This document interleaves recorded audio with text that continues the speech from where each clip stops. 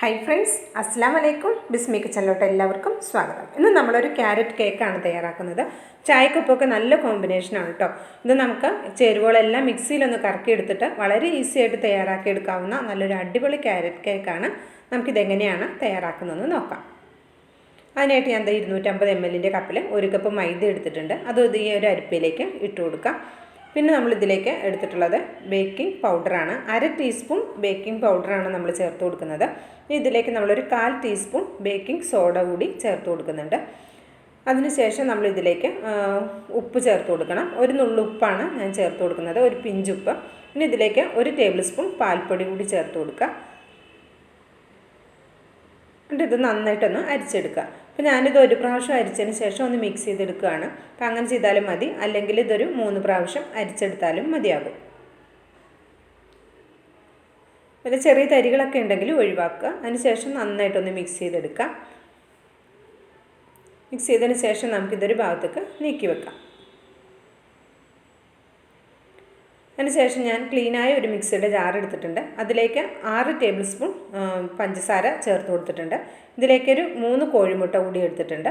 ഇത്രയും ചേർത്തിട്ട് നന്നായിട്ടൊന്ന് അടിച്ചെടുക്കുക. അപ്പോൾ ഇത് നന്നായിട്ടൊന്ന് അടിച്ചെടുത്തിട്ടുണ്ട്. പഞ്ചസാര മെൽറ്റായി കിട്ടണം. ഇനി ഒരു 6 ടേബിൾ സ്പൂൺ സൺഫ്ലവർ ഓയിൽ കൂടി എടുത്തിട്ടുണ്ട്. 1 ടീസ്പൂൺ വാനില എസൻസും കൂടെ ചേർത്തിട്ട് നന്നായിട്ടൊന്ന് അടിച്ചെടുക്കുക. അപ്പോൾ ഇത് നന്നായിട്ട് അടിച്ചെടുത്തിട്ടുണ്ട്. അത് ക്ലീനായ ഒരു ബൗളിലേക്ക് ഒഴിച്ചു കൊടുക്കാം. അപ്പോൾ മിക്സിയുടെ ജാറിലും നമ്മൾ ഒഴിച്ചു കൊടുക്കുന്ന ബൗളിലും തീരെ വെള്ളമൊന്നും ഉണ്ടാകാതെ നോക്കണം കേട്ടോ. ഇനി ഇത് നമ്മളിവിടെ അരിച്ചു വെച്ചിട്ടുള്ള നമ്മുടെ ഡ്രൈ ഇൻഗ്രീഡിയൻസും ഇതിലേക്ക് ഒരു 3 പ്രാവശ്യമായിട്ട് ചേർത്തിട്ട് നന്നായിട്ടൊന്ന് മിക്സ് ചെയ്തെടുക്കാം.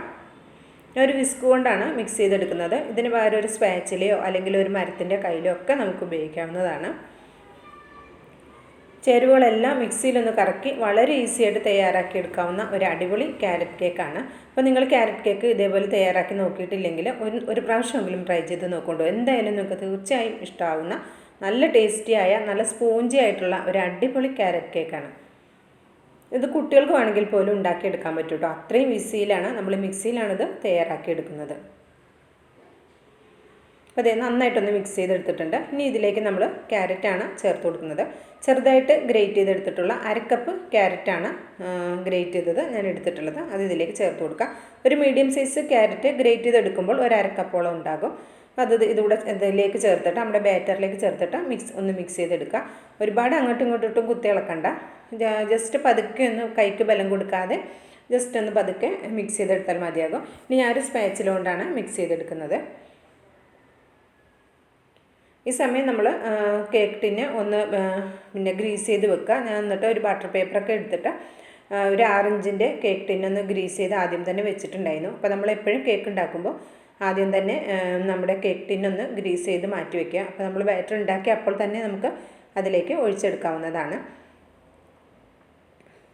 അപ്പോൾ ഇതൊന്ന് തട്ടിക്കൊടുക്കുക. അതിനുശേഷം നമ്മൾ ഓവൻ സെറ്റപ്പിലേക്ക് മാറ്റി കൊടുക്കണം.